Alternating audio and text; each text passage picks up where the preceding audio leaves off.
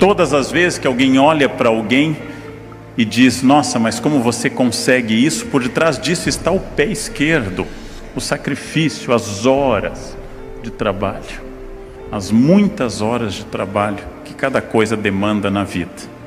Ah, mas nasceu rico. Vocês sabem melhor do que eu, estando no mundo da economia ativa, que a garantia de dinheiro em família não dura uma geração se a pessoa for estúpida. Para crescer profissionalmente, eu tenho que saber que isto é a coisa mais importante de qualquer estratégia. Não existe possibilidade de vitória sem esforço. Eu tenho uma raiva particular quanto às pessoas que dizem que eu tenho facilidade. Desde a escola primária, que eu ainda fiz primária. E diziam assim: nossa, você tem jeito. Eu tenho raiva disso. Porque se eu tivesse jeito, eu não teria precisado ficar tanto sábado, tanto domingo sentado, estudando. Se eu tivesse jeito, eu abriria os livros e naturalmente aquilo entraria. Nossa, você tem muito jeito com línguas. Eu sei. Foram meses indo em janeiro para fora para estudar. Se eu tivesse jeito, eu assistiria um filme e já entenderia com clareza isso. E eu passei a entender que jeito é o nome que os preguiçosos e os vagabundos dão ao esforço alheio. Sorte é a classificação que todo vagabundo diz daquilo que alguém fez por esforço. Nós tendemos a achar que as pessoas têm vocação e eliminamos a ideia do esforço. Eliminamos essa ideia. Tudo é esforço. E esse esforço tende a crescer na descida. Já notei da minha idade há algum tempo em diante que é uma opção. Diante de uma coisa simples como um quindim, há uma opção. 1 minuto de prazer na boca, ou o resto da vida no quadril. É uma opção. Eu tenho que fazer uma escolha. Eu quero este prazer agora, que é bom, ou eu quero um outro prazer. Eu tenho que fazer opções a todo instante. Se eu quero estudar, eu vou ter que abrir mão de algum lazer. Se eu quero fazer um curso à noite de pós-graduação ou de graduação, eu vou ter que fazer um sacrifício brutal, que é ir cedo para o trabalho e sair da faculdade perto das 11 horas. Este é um esforço brutal, é cansativo. Você chega no sábado catatônico, não consegue sair da cama, só geme, murmura, porque a semana foi estressante.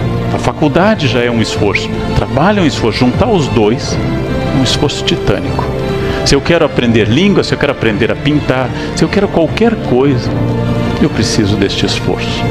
E nós temos uma dificuldade enorme em conceber este esforço. E traduzimos isso como jeito, sorte, quando não acusamos de manipulação e assim por diante. Todo ato de construir, todo ato de elaborar, de erigir, é um ato de pedra a pedra, no qual a pedra seguinte só pode se apoiar na anterior. Não existe telhado simpático sem um alicerce sólido. Essa metáfora significa que todo fruto que eu possa colher, inclusive a partir da vida adulta, representou uma série de esforços na origem. E eu posso colhê-los depois. É preciso enfatizar, especialmente nesse país, que tudo é fruto desse esforço. Que ninguém é rico por aquilo que ganha, mas como dizem alguns economistas, as pessoas são ricas por aquilo que gastam. Que uma pessoa pode ganhar muito dinheiro e viver no Serasa, e outra pode ganhar muito menos e acumular todo mês. Conheci há pouco um latifundiário em Mato Grosso do Sul, que citou um número impressionante da sua fazenda e me disse que foi comprando hectare por hectare. Cada vez que sobrava um dinheirinho, ele comprava mais um hectare e passou de um sítio a um latifúndio. Eu não estou fazendo aquela conversa que empresas adoram, que vocês devem amar o que fazem para diminuir a pressão trabalhista. Esse é um papo que a empresa adora. É preciso vestir a camiseta da empresa, ou seja, aceitem ser explorados ao máximo e não reclamem. Isso é anestesia social. Nós devemos sempre protestar por aquilo que é justo, mas devemos escolher causas que são justas. Não devemos brigar por causas menores. Tem pouca coisa que vale a pena brigar na vida, muito pouca. Mas essas devem ser alvo de briga. Maquiavel definiu no século XVI que a estratégia de uma vida ou de um Estado é formada pela junção de dois valores complementares e opostos. O conjunto das minhas habilidades, que em italiano se intitula virtù, conjunto das minhas técnicas, conhecimentos e destrezas, e aquilo que eu não controlo, aquilo que chamaríamos de sorte ou azar, que Maquiavel denomina simplesmente pela palavra clássica fortuna. Fortuna no sentido de acidente. Todos os fatalistas enfatizam fortuna. Todos os fatalistas repetem aquela frase de homem do deserto, de beduíno, maktub. Estava escrito, tinha que ser, era minha hora. Todos os fatalistas pegam o segundo elemento. Toda a teologia do empreendedorismo enfatiza o primeiro elemento. Você pode tudo, basta pensar. Eu também tenho raiva dessa frase. Tem uma autora que eu li num livro, que ela conta um segredo no livro. Se você pensar, acontece. Eu tenho vontade de empurrá-la de um prédio e dizer, agora voa. Voa, mas pensa com firmeza que você pode voar, né? Eu tenho limites, aliás, Newton dá vários. Dá vários limites. Eu não posso tudo. Achar que o meu pensamento cria tudo é um pensamento esquizofrênico. A esquizofrenia é uma doença muito grave e muito angustiante para a pessoa e para a família. Então, eu vou traduzir isso num gráfico que eu gosto muito, simbolicamente colocando no eixo Y tudo aquilo que foge ao meu controle. Tudo aquilo que eu não posso interferir, como uma turbulência no avião. E vou colocar no elemento X tudo aquilo que depende da minha vontade, do campo volitivo, do campo da vontade. E eu vou definir que a vida de uma pessoa, ou a ação de um tribunal, ou o esforço de um país é sempre uma curva tensa entre o que eu não controlo e o que eu procuro controlar. Quanto mais eu for estratégico e planejador das coisas, mais eu vou tender à horizontal. Quanto mais eu deixar a vida me levar, a vida leva eu vou ser vertical. E a vida vai levando, em geral, o buraco, mas ela vai levando. Diariamente eu tenho que enfrentar um desafio que é a adversidade dos outros, aquele que Sartre define como nosso inferno. O inferno são os outros, a meteorologia e outros problemas. Eu sou um especialista em aviões por vários motivos, por pegar muito, e é uma das coisas que eu mais faço é aconselhar pessoas durante crises do avião. Uma senhora há pouco tempo, que o avião deu uma queda brusca para Ribeirão, ela gritou, minha Nossa Senhora Aparecida, só a senhora padroeira da aviação, a Nossa Senhora de Loreto. A senhora tem que ir no departamento correto, porque senão o atendimento esbarra, né? Vai o ofício para Nossa Senhora Aparecida, ela lê. Ela disse, não, meu filho, isso aqui tem que carimbar lá no protocolo primeiro, é para Nossa Senhora de Loreto. Então, vocês já sabem quem é devoto de Santos, Nossa Senhora de Loreto é a da aviação. Há mais tempo, eu contei até num café filosófico, que eu vivi a primeira experiência de arremetida.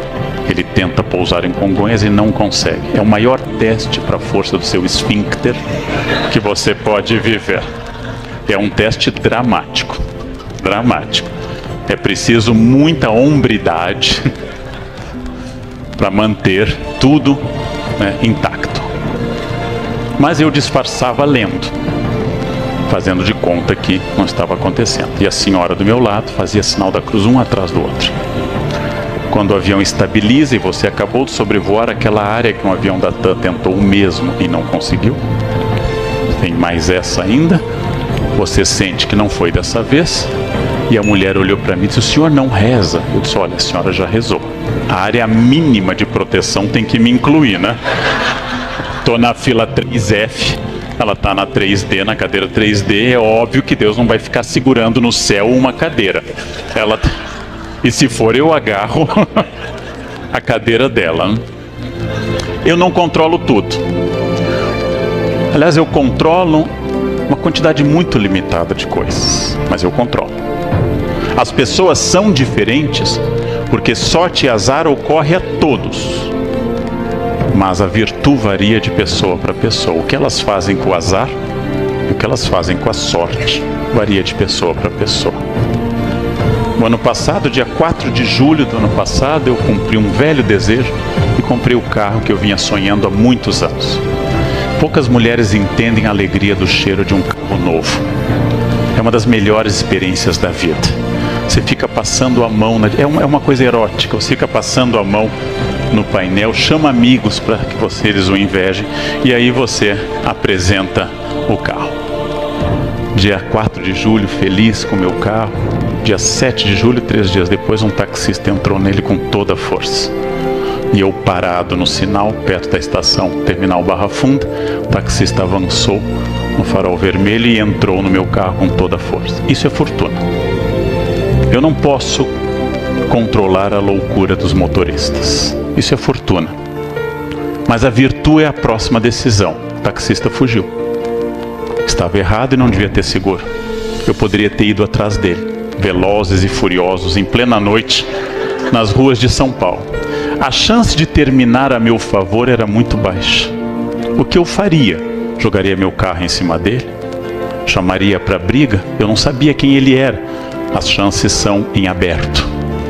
O que eu faria neste caso? Eu decidi não correr atrás dele e assumir um prejuízo grande, psicológico e material. Isto é virtude. Como eu interajo com as ações da fortuna, é virtude. Alguém me desafia, alguém me xinga, alguém me insulta na rua ou no trabalho, isto vai ter que esperar de mim uma reação que dialoga com a virtude.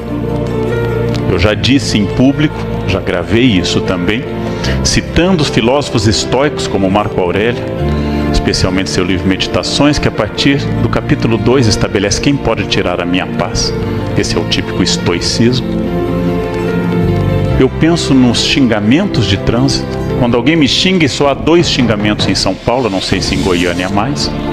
Um envolve minha mãe e outro envolve uma suposta preferência sexual minha. Quando eu recebo esses 2 xingamentos, acompanhados do dedo médio em riste, eu sou obrigado a refletir.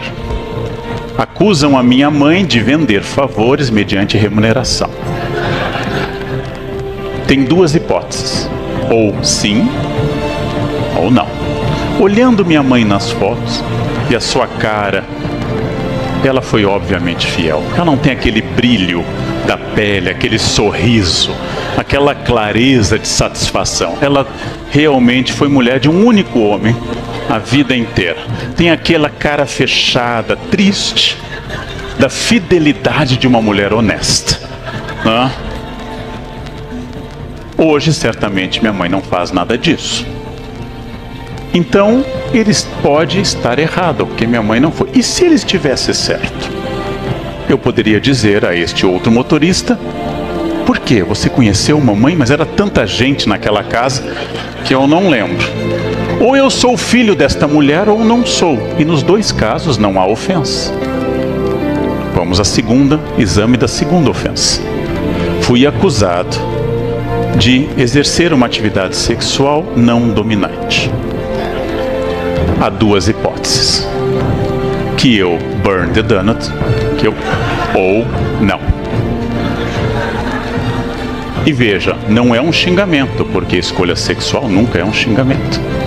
Faz parte da liberdade das pessoas. Se eu sou uma pessoa que não exerce aquilo que me acusam, até porque não é um xingamento, eu digo para ele simplesmente: não, você está enganado, eu sou hétero.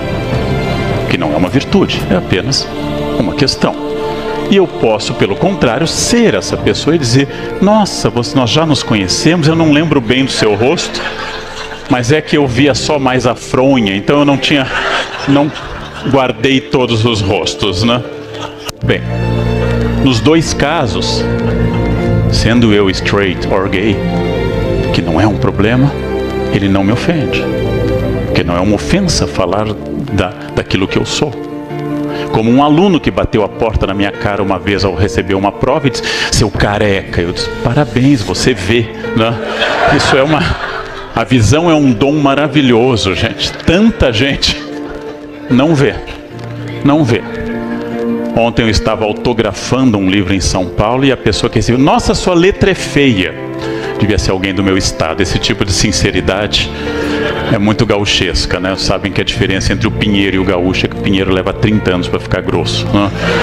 Então, tipicamente do meu estado.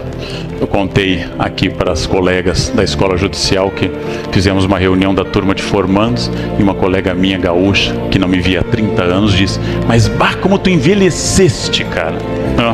É bom, né? É simpático ouvir isso. Eu respondi como paulista refinado: já você continua a mesma, né? Você é mais paulista, a mesma vaca que era antes, né? Bem, só posso me ofender numa condição estratégica: é concordar com a ofensa. Só posso me ofender se a pessoa ao dizer aquilo tocou num ponto que me dói e que eu não aceito. E aí o problema não é da pessoa, ele é meu. Os budistas lembram que quando eu atiro uma ofensa em alguém, é uma brasa viva que pode queimar ou não a pessoa, mas em 100% dos casos queima a mão de quem atira. A ofensa nunca é uma ofensa para mim, é sempre uma ofensa minha. Ou como lembram os psicanalistas, qualquer homofobia é sempre o choque entre dois homossexuais, um que exerce a sua opção e outro que não consegue exercê-la e a odeia vista no outro. Porque um homem hétero adoraria que todos os homens fossem gays, para que seu mercado se ampliasse e, enfim, ele se tornasse uma pessoa gostosa por número, por matemática, por falta de opção. Porque, como lembra Nelson Rodrigues, quando uma mulher feia é fiel ao marido, não é mérito. Quando ela é bonita e é fiel ao marido, é mérito, porque a primeira é a escolha dos homens e a segunda é a escolha dela mesma. Os fatos aleatórios não podem ser controlados. E acima de tudo, porque não apenas o mundo, mas eu também erramos. E erramos bastante. Sabedoria é aquilo que sucede às pessoas depois que elas erram sistematicamente. Depois de errar muito, nós atingimos a sabedoria. Às vezes pode ser uma sabedoria cínica, que é o caso do rei da soja, Lacir Moraes, que acompanhada de uma modelo de 18 anos, ele com 70, foi questionado por uma pessoa que ele disse: o senhor não entende que ela está com o senhor por interesse? E ele tinha uma sabedoria cínica: eu sou milionário, uma de 70 anos também estaria por interesse, eu prefiro de 18. É uma sabedoria cínica, mas é uma sabedoria. É uma pessoa que sabe o que quer e quanto quer pagar por aquilo que quer. É a junção de duas necessidades. Um em busca de algumas coisas, outra em busca do CPF. Mas é uma junção de duas necessidades. O erro é fundamental. O erro é uma das coisas mais fundamentais em todos os casos. Nós dizíamos em tradicional interpretação de textos jurídicos, como o Código de Justiniano, e a partir principalmente da emersão de novas traduções, que no contraditório está o começo da justiça. O contraditório é o início da justiça, porque o contraditório é quando, provavelmente, um lado acusa o outro de erro, ou de visão equivocada. O contraditório é fundamental e o erro é fundamental, porque ele que me define como pessoa. O erro é uma das coisas mais importantes que eu posso fazer. É com o erro que eu chego à possibilidade de um acerto maior. E quando eu volto àquela palavra do Gênesis, errar é humano, eu vou dar um exemplo que meu colega Cortella dá num texto, quando ele nos lembra que nós andamos desde 1 ano de vida, provavelmente, e que nós treinamos a andar diariamente há 30, 40, 50 anos diariamente e tropeçamos. Não há nada na vida que eu treine tanto quanto andar, e eu erro. Quer dizer, não adianta. Errar é humano. Errar é absolutamente humano. Absolutamente humano. E o erro é central. para que eu defina, por exemplo, que eu tenho que ter objetivos, e um dos objetivos mais fortes da vida é estabelecer um plano de trabalho, porque não há nada pior que uma pessoa inútil. E por trabalho eu entendo qualquer trabalho, inclusive voluntariado social. Não há nada pior que uma pessoa que não tem nada para fazer. Trabalho define meu limite da ética, trabalho define negociação, trabalho define uma carreira que me estabelece. E como eu já disse uma vez, é a frase de um colega meu da Unicamp, quando eu reclamei do excesso de coisas na chefia do departamento, ele me disse: Leandro, todo mundo enche o saco. Família enche o saco, vizinhos enche o saco. Reunião de condomínio é um monumento à encheção de saco. Patrão enche o saco e paga, patrão é bom. Isso mudou minha vida. Eu pensei que a maior parte das pessoas enche meu saco e tira dinheiro da minha carteira. E o patrão é o único que enche e coloca. Patrão é o melhor enchedor de saco de todos. Por quê? Estabelecer uma carreira é negociar permanentemente. Quando eu estou trabalhando, eu tenho que negociar. Essa negociação vai desde a temperatura do ar-condicionado, dividindo homens e mulheres em dois grupos inconciliáveis, até ruídos, sons, maneira de comer, capacidade de se comportar numa reunião, negociação. Eu só consigo negociar quando meu narciso está mais ou menos equilibrado.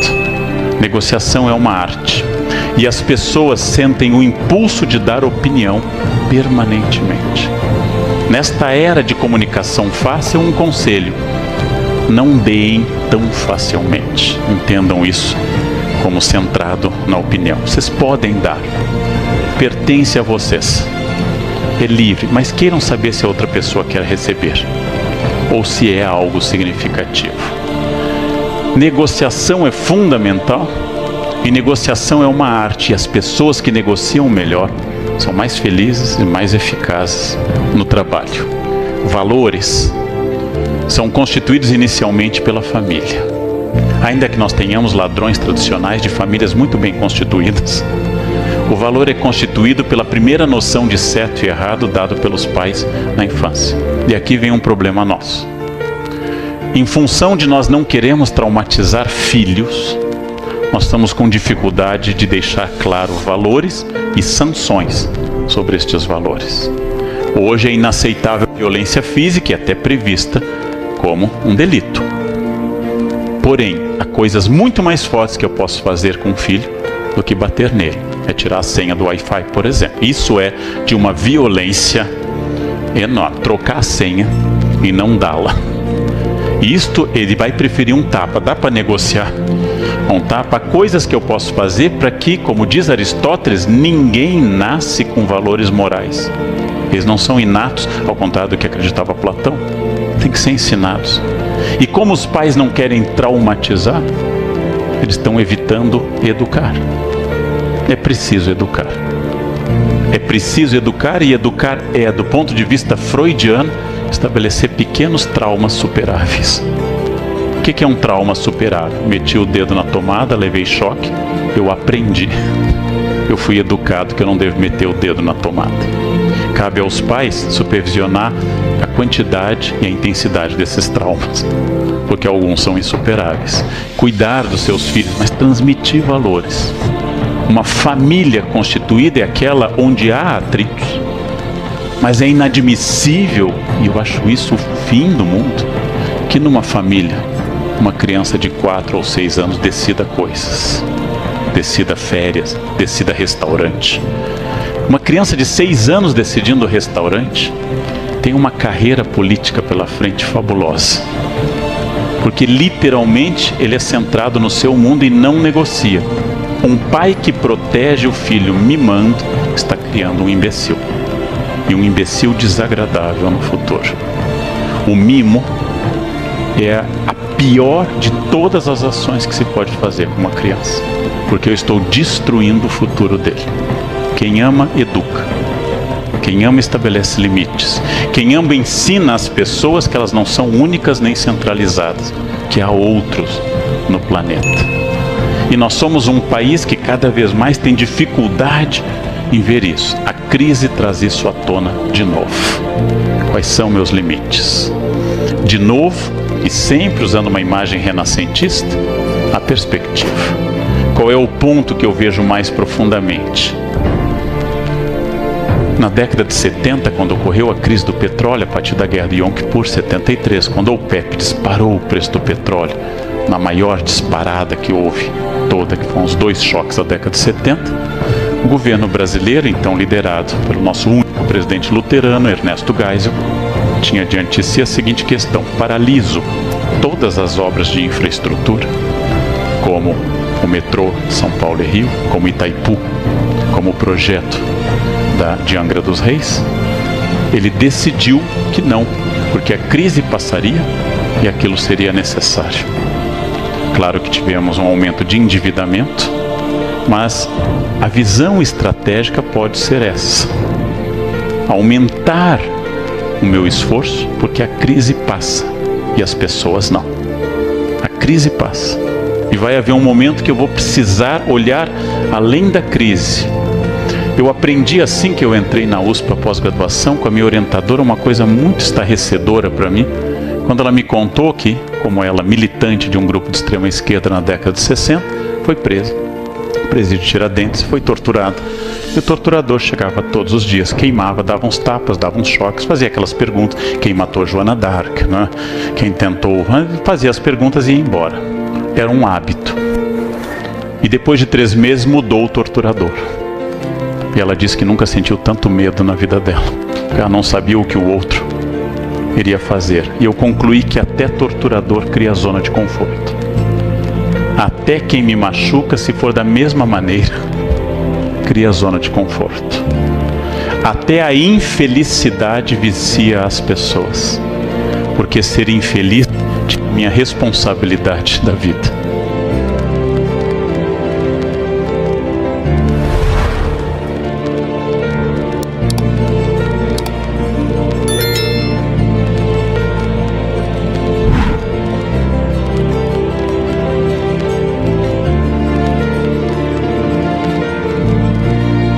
O roteiro é escrito por um roteirista chamado você. Essa é a questão mais difícil de convencer as pessoas.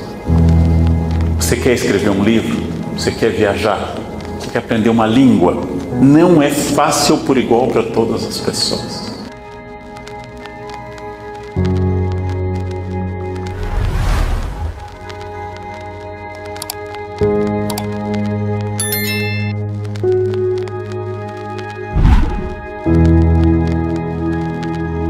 O inferno são os outros, dizia Jean-Paul Sartre na peça Entre Quatro Paredes, We Close.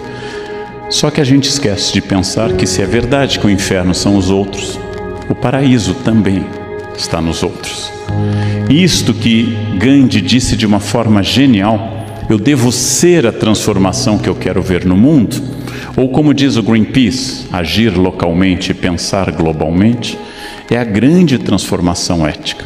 Eu não estou preocupado se os americanos reciclam lixo. Eu vou reciclar.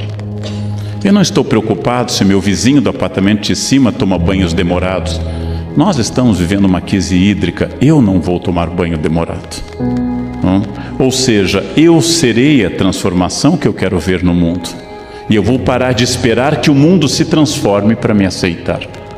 Esta é uma fórmula ética fabulosa do grande Gandhi, que quando perguntaram pouco antes do seu assassinato, janeiro de 1948, quando perguntaram o que ele queria deixar de mensagem, ele disse de forma bonita: a minha vida.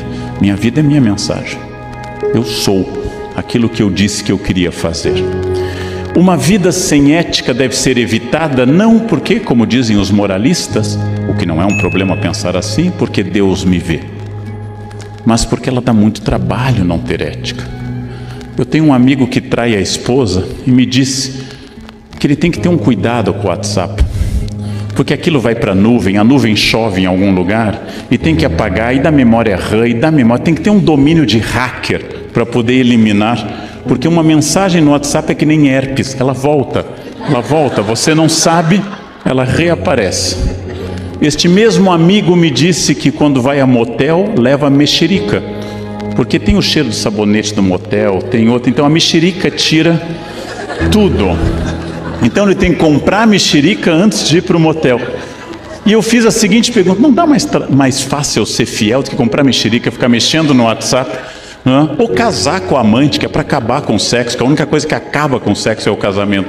Então, a vida sem ética, gente, ela dá muito trabalho.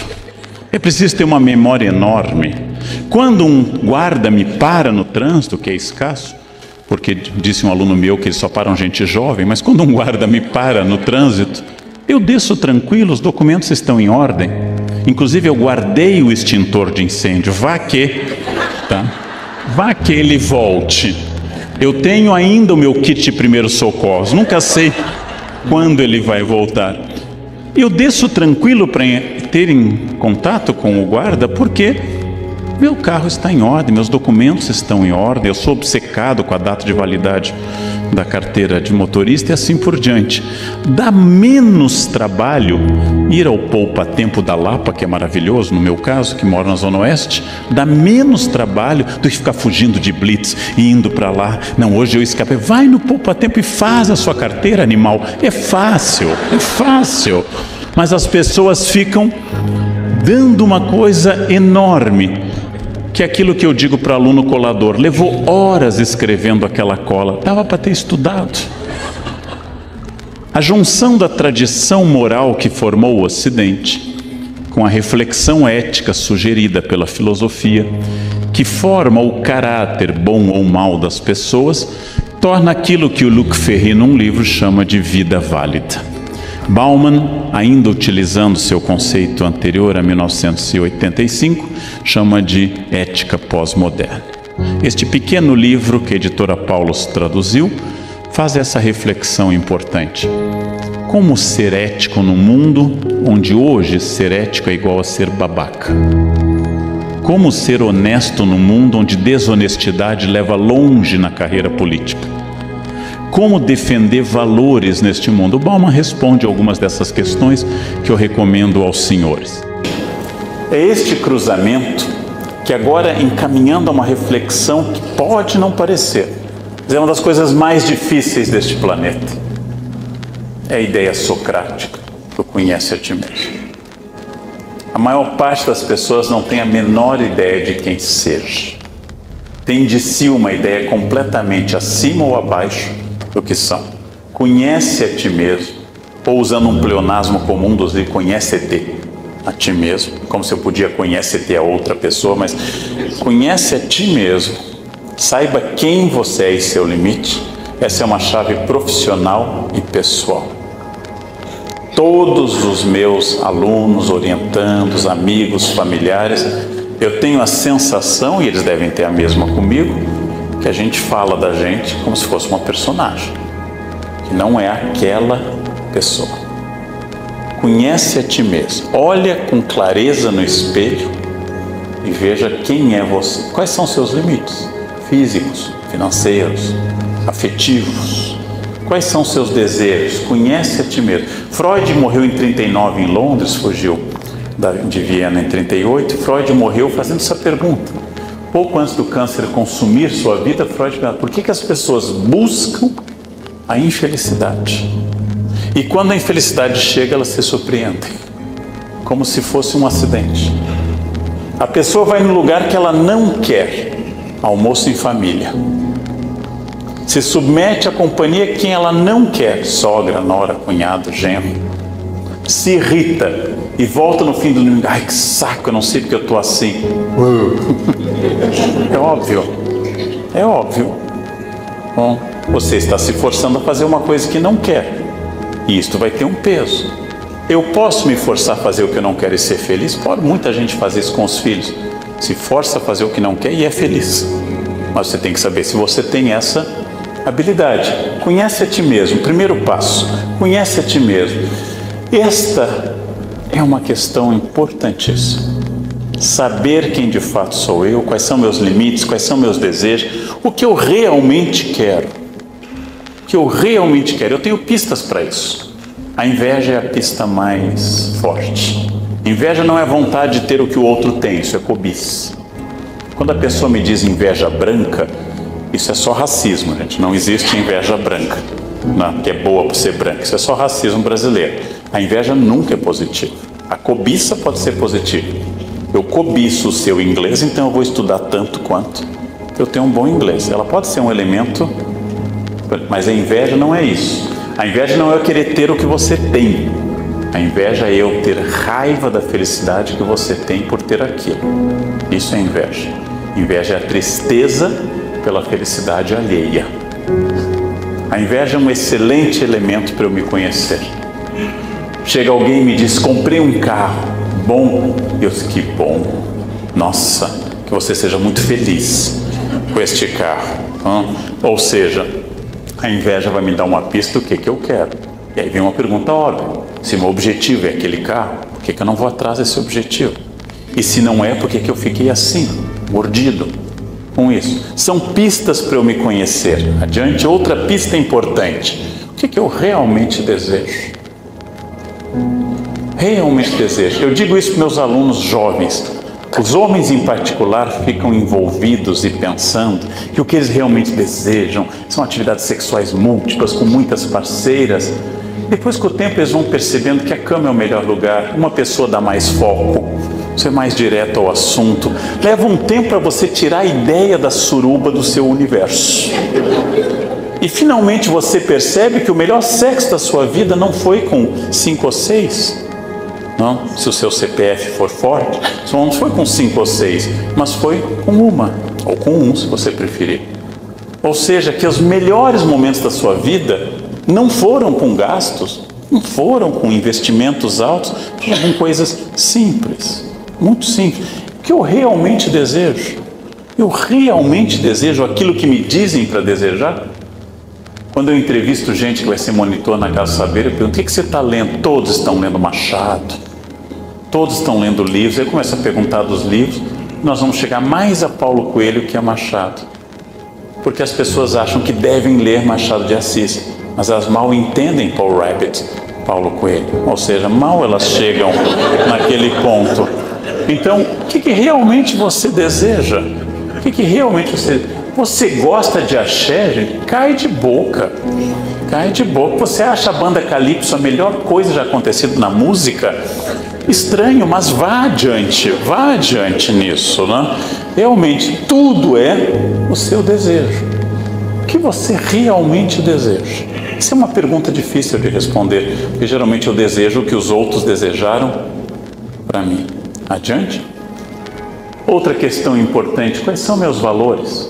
Eu quero trabalhar tanto, que eu tenha tanto dinheiro, mas não tenha tempo para a família? É uma opção de vida, se o dinheiro for um valor. Não, eu quero trabalhar meio período e ficar com a minha família? Perfeito. No primeiro caso, eu vou ter mais dinheiro e nenhum contato com a família. No segundo, eu vou ter mais contato e quase nenhum dinheiro para a família.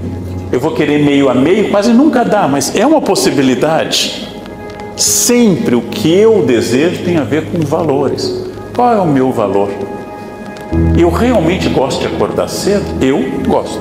Acordo às 4 horas todos os dias. Não é um sacrifício. Eu adoro acordar cedo. Logo eu estou apto a ser camponês. Eu posso plantar. Não, camponeses acordam cedo. Eu não poderia ser porteiro noturno. Eu gosto de dormir cedo e acordar. Um amigo me dizia que eu dormia com as galinhas. Eu disse, não, quem dorme com as galinhas é você. Eu durmo no horário delas. Os valores são fundamentais para isso. Adiante. E a outra questão, além de valores, é o conhecimento, de novo, do que eu quero. A estátua do Rodin, Il Penseur, o pensador. Mas o que de fato eu quero? Eu suspeito, e vou lançar isso para vocês como um desafio, que todos sabemos o que queremos. Por exemplo, devo investir mais nesse namoro ou nesse casamento, ou isso é bananeira que já deu cacho? Devo reformar a relação e reencontrar um ponto de equilíbrio, ou não dá mais? Todos que estão aqui nesse auditório e têm alguém, ou até que acham que tem alguém, todas essas pessoas sabem essa resposta. Se eu devo investir, corrigir, aprofundar para melhorar, ou se eu devo dizer que é investimento perdido. Só que nós temos medo dessa resposta. Eu disse isso uma vez numa palestra, Depois, na semana seguinte, o fotógrafo me procurou da palestra e disse: professor, larguei minha esposa graças ao que o senhor aconselhou. Não é isso. Não é isso que eu estou fazendo, gente. Se for, larguem. Se for, larguem. Mas o que eu estou dizendo, você tem essa resposta. Esse de fato é o emprego que eu quero? Esse é o emprego que eu quero mesmo ou estou aqui por inércia? Adiante, conhecimento de si e a consciência do indivíduo como ser histórico. Talvez seja a questão mais difícil para que as pessoas se convençam. O que acontece na minha vida tem a ver com a minha assinatura neste processo. Eu não aguento gente me dizendo: o que você engordou? Tireoide. Todo mundo tem tireoide. Ossos pesados, metabolismo lento. Não sei, eu comi uma alface, ganhei 7 quilos. Sempre mentira. Sempre mentira. Por que você não aprendeu inglês? Eu não tenho jeito. Eu vou dizer o jeito.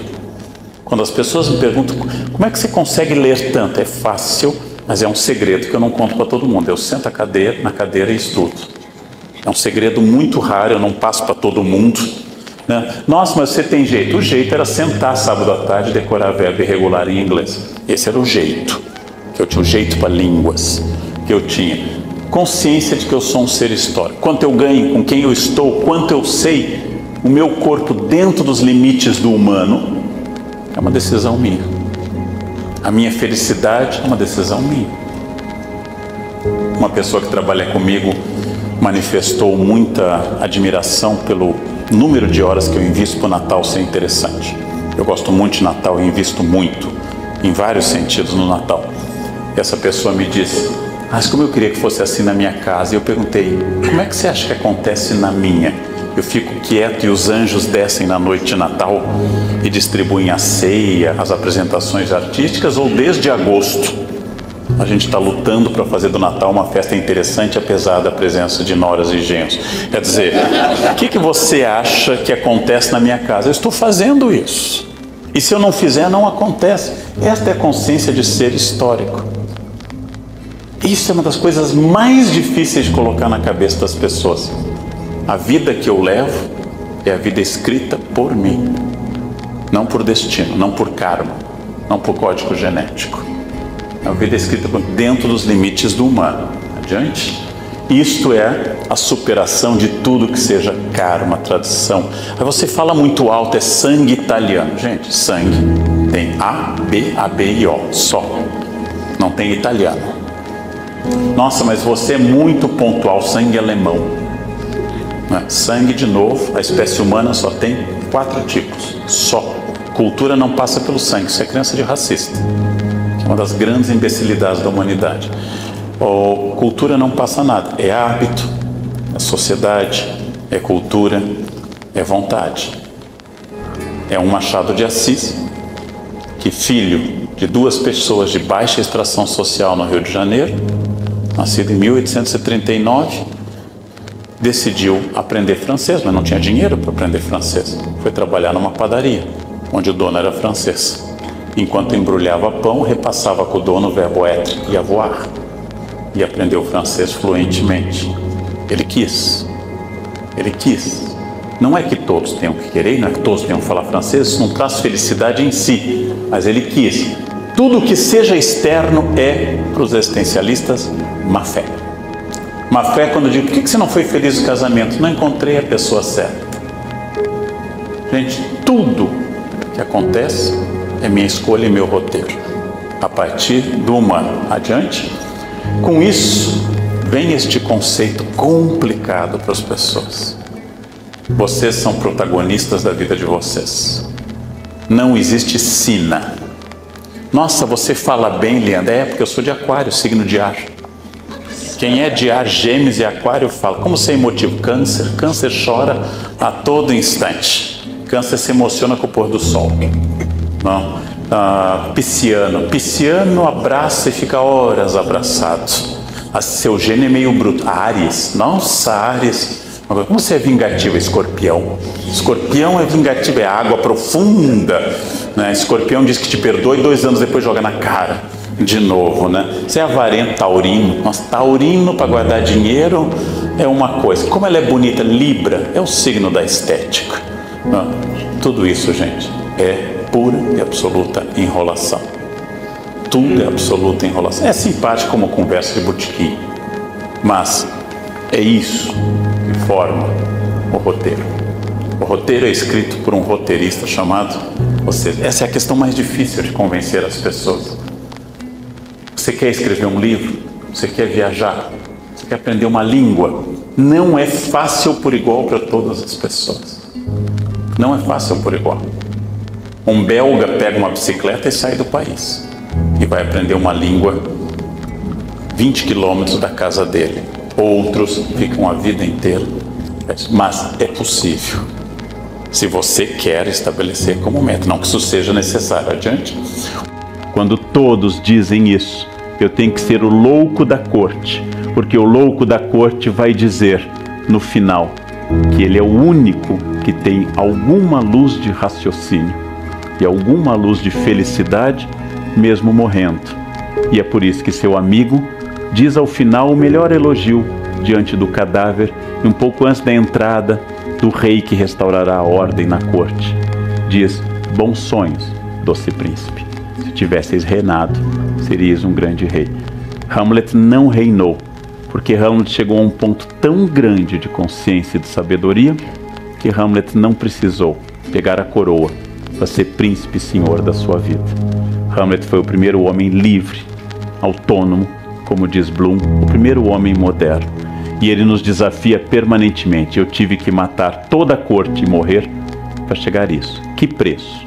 Cada um de nós, eu em primeiro lugar, e todos vocês estão dispostos a pagar pela consciência de se tornar quem você é. Hamlet pagou um preço altíssimo. É um risco e um desafio. E um risco tão grande que é compreensível porque a maioria não queira dar este passo. Porque ser normal neste mundo é ser louco. E ser enquadrado neste mundo é, em primeiro lugar, ser alguém que serve para o palco alheio, para a peça escrita pelos outros, para o roteiro definido por terceiros e, ao final, como a morte é solitária, sem a palma de ninguém, apenas com uma biografia vazia e absolutamente infeliz. Hamlet morreu como um doce príncipe, tendo purgado do mundo todos que viveram papéis distintos. Um preço alto, épico, teatral e retórico. Nós podemos aprender com o príncipe a capacidade de viver numa casca de nós e descobrir que a felicidade, que a busca da consciência, que a crítica social, que a ação política, que o engajamento não dependem nem do lugar, nem da hora, nem do momento, mas apenas e exclusivamente daquilo que eu decida para aquela casca de nós onde ele encontra todo o universo. Todo o universo está contido na minha consciência, porque é a única coisa que eu tenho. Eu sozinho, lendo um livro, ou eu trocando ideias como eu troco essa noite com os senhores, é um momento em que as nossas consciências se questionam, avançam, e eu posso dizer, muito longe do espírito da autoajuda que diz: aceite-se, você será feliz. É muito mais grave do que isso. É tente descobrir vagamente quem você é. Não? Então você não será feliz, mas sua consciência vai pelo menos fazer com que você não seja falso, vazio e comum, e que você pare de postar felicidade falsa, que não convence a mais ninguém há muito tempo, nem a você mesmo. Por isso que você passa cada vez mais horas postando ao celular, porque a dose da droga tem que aumentar à medida que o corpo resiste a ela. Hamlet está nos dizendo: digam ao celular, digam ao computador, digam ao emprego, digam à roupa, digam à família, digam à academia, digam a tudo, pelo menos uma vez na vida, quem é que manda. Porque até o momento são eles que mandam. Hamlet está dizendo: comece a fazer algo, porque se você não fizer, em breve o resto será silêncio. E esta é a lição do príncipe. E cada vez que eu leio o príncipe, eu me envergonho de ser muito menos do que a consciência dele é. Eu me envergonho de ainda ser tão social, tão enquadrado. Eu me envergonho de várias coisas. E me alegro que aqui, na minha contradição, na minha hipocrisia, na minha absoluta mediocridade, eu consigo olhar para o príncipe e dizer: eu gostaria de um dia, ao envelhecer, pelo menos tentar ficar sábio. Ou seja, seguir o conselho do rei Lear e não seguir a paixão com que Otelo matou Desdémona, com que Macbeth matou seu rei, com que Romeu e Julieta se mataram sem querer e com que o Hamlet matou querendo praticamente todo mundo e ainda se orgulhando de que ele tinha atingido na morte a consciência final. E era isso que eu queria trazer do Bom Príncipe Hamlet para nossa noite. O resto é silêncio.